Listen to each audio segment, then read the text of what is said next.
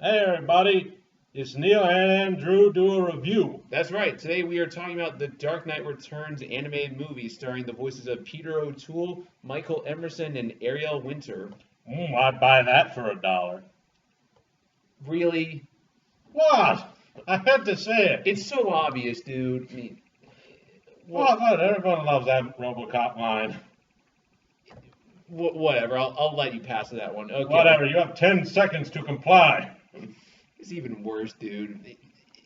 Okay, whatever. I think. Thank you for not smoking. Okay. I think we should say we're both we're both big comic book fans, and we are both really big fans of Frank Miller's original Dark Knight Returns comic book, which was written in '85, I think, before Frank Miller completely went off the deep end. Well, he was kind of off the deep end, but then he ended up way off the deep end. This is pre like no turning back Frank Miller days, where like he was still kind of crazy, but you could definitely understand what he's going on. And Dark Knight Returns is easily one of the most influential Batman comics of all time, and for my money, in the top three best comic book stories I've ever read. It is just such a great representation of what Batman is and how he is as a character works in society and comic book culture as a whole. Yeah, and also deals with the questions is like, whatever happened if Batman started to grow older?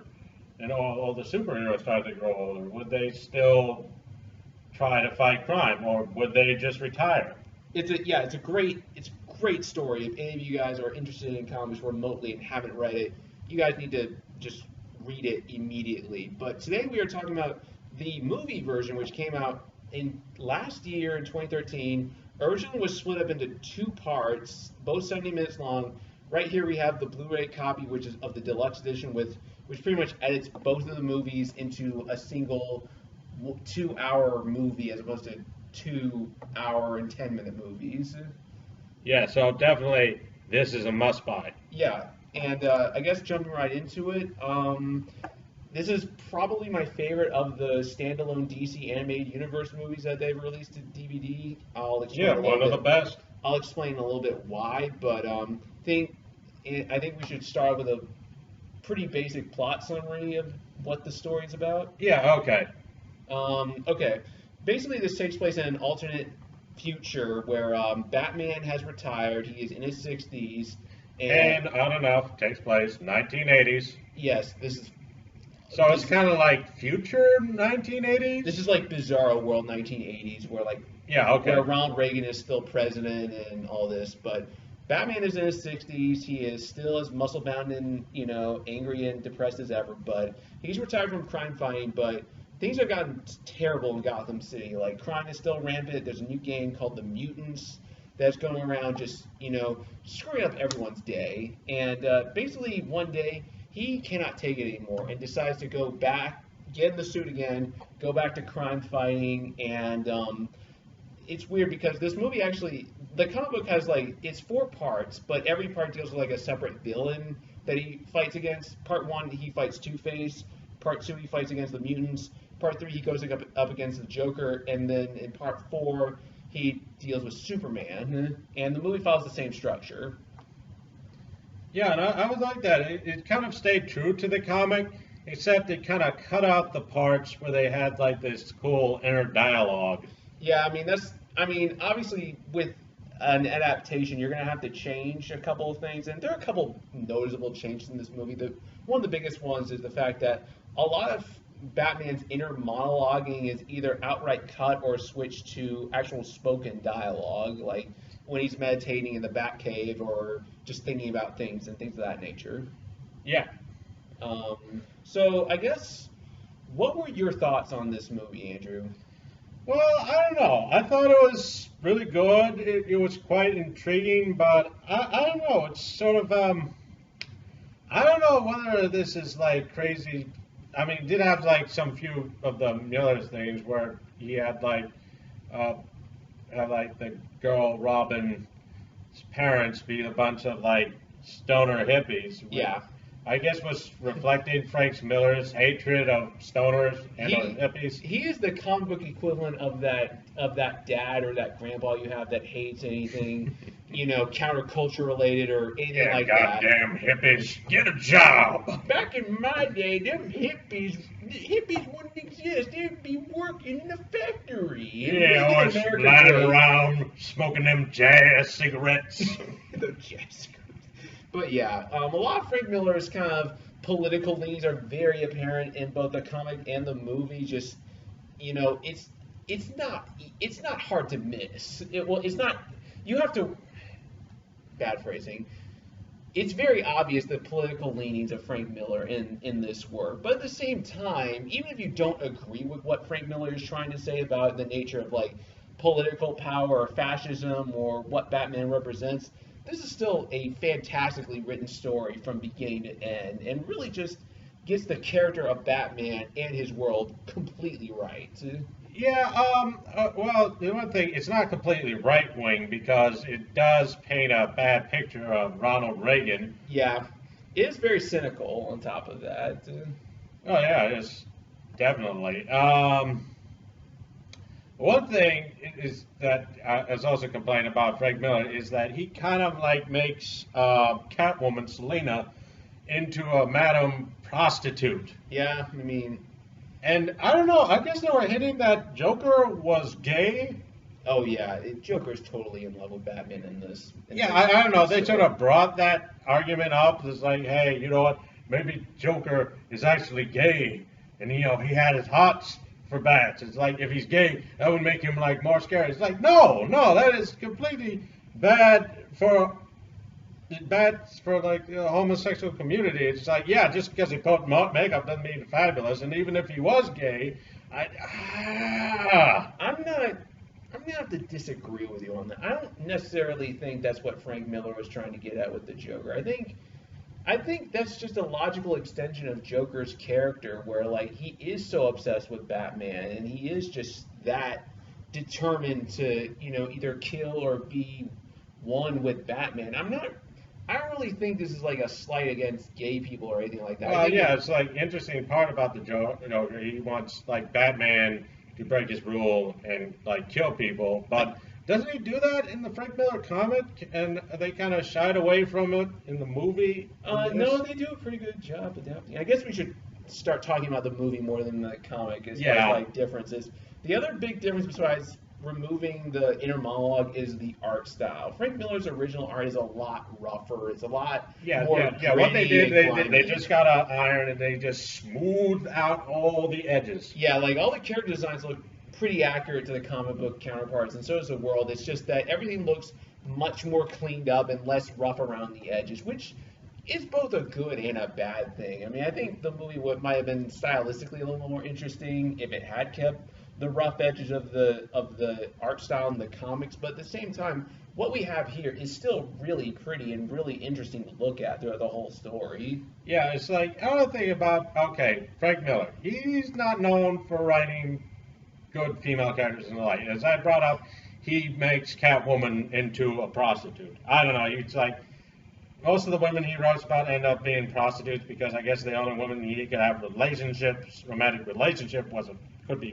prostitutes. Well, it's funny you mention that because like Carrie Kelly's one of the best characters in this whole story. She's the new female Robin. Yeah, she is like the one great thing, probably the one proof that Frank Miller wasn't a total sexist. I guess it was, I don't know, more sexist because it was a female Robin instead of May Robin, making it less gay.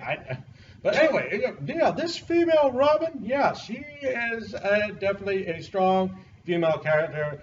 I mean, almost bad as Hit Girl. Yeah, I mean, I don't know. I mean, I don't really have that much of a problem with the way Selina's adapted in the story. It's a little cheap. It's a little easy to just make her a madame, but at the same time, they establish her as like a character that cares about, the women she works with, even if they are prostitutes. And at the same time, she does still deeply care about Batman, as evidenced by the end of this movie and this story. There's definitely a connection between the two. It's definitely not the same kind of writing that Frank Miller always does, where he always does, where like the females are just prostitutes because, and that's the only characterization they have. And like he was saying, Carrie Carrie is just a fantastic character. Probably the best, one of the best Robins that have never been adapted to anything else besides this movie and this comic that's ever existed. Yeah, I kind of feel bad her character isn't very canon because she would have been, she could, would be interesting to see her character like evolve into like Batwoman. Or, Right. I think she would be a good Batwoman. Like speaking of like DC has done this new 52 stuff. I really do think Carrie Kelly could make a really great impression on the new DC universe since they kind of need more diverse characters, like more minority characters, more women comic book characters, things like that. I mean, I know they've done like a few new Robins that were female that became like Batgirl or some other superhero, but I don't think any of them measured up. Yeah, I mean, Stephanie Brown was just kind of an okay Robin. I don't really know why she was Robin. I mean, she started out as a spoiler in the comics, but her career in Robin is just not that great or memorable to me. Yeah, I mean, she's cute. It's nice. She likes waffles. Oh, okay, that's good. But Getting back to the movie. yeah, movie. Got to focus on the movie. Yeah, sorry. Getting back to the movie, there are two other things I want to point out. The voice cast in this movie is excellent. Like Superb. Peter O'Toole, the RoboCop, plays Batman. Ariel Winter, who is one of the daughters on Modern Family, plays Robin. And Michael Emerson from Lost, he was Benjamin Lyons in Lost, plays the Joker. I think we can add Michael Emerson to the list of Heath Ledger and Mark Hamill and Jack Nicholson as far as like just absolutely fantastic Joker performances that exist in modern media. Yeah, it's like I don't know. It's just like I don't know if this movie does steal a line from Judge Dredd because it does have Batman. It does have like the guy from RoboCop doing the voice of Batman saying, "I am the law." The law. How awesome is that? Yeah, Peter O'Toole is just fantastic in this movie. He is, the quintessential old codger Batman voice, in my opinion, just based on this performance alone. And Ariel Winter, she does a great job as Robin. I want to see her do more things. Like she's good in Modern Family. I think there's a lot of potential in this actress, and Peter O'Toole and Michael Emerson, as I said, and all the rest of the voice cast is just terrific in this movie. Yeah, nice to know that Peter O'Toole still got it. Yeah, the only the other kind of big problem with this movie, like it's not really a problem, but like in the original graphic novel, there are a lot of news segments where like a lot of news talking heads will fill in the viewer about what's going on with like what Superman is doing for the United States government and how Gotham's reacting to Batman. Yeah, but don't they do that? They do that in the movie. I think those news segments could be edited better into the movie as a whole because there are times when you're watching the movie and like a big event happens and then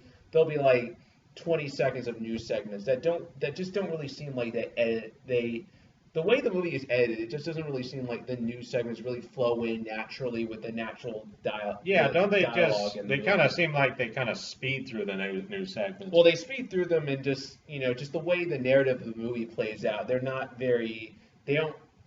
they seem very put into the movie, if it makes any sense. I think there could have been a way to edit the news segments into the narrative of the movie more cohesively than just, something happens, news segments, another thing happens, news segments. Yeah, it's like, I don't know, it's just you're watching something and somebody puts the news on, it's like, hey! It's like, hey, this is important. I guess, is there anything else you'd like to bring up with this movie before we wrap things up here? Well, I think it was interesting that what they did with the whole, I don't know, you notice like the Superman in this movie kind of like one point gets an eagle and you can help but think of, oh look, it's Stephen Colbert. That's really funny. Like even in the comic, that's funny just because that's such a typical Superman thing to do. It's like I wouldn't mind if they had Stephen Colbert do the voice of Superman. That's right, Batman. I'm a terrible Stephen Colbert impression. America doesn't want you, Batman. He wants me, Superman. Yeah, I give Batman a wag of my finger. Yeah, the wag of shame from Stephen Colbert Superman to Batman. Okay.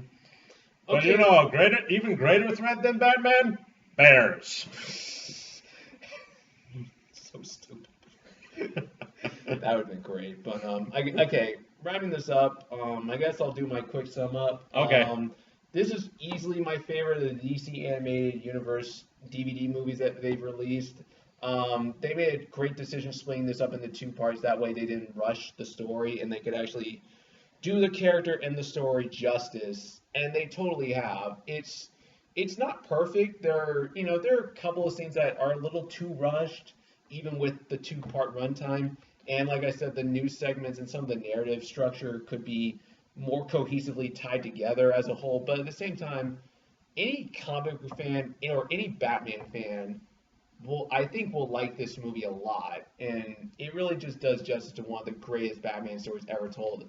I'm giving Dark Knight Returns Part 1 and 2 a solid B plus. Go see this movie. I'm with you there. It's like, yeah. By the way, in case you didn't notice, we're doing letter ratings. Yeah, we're trying stuff out, so.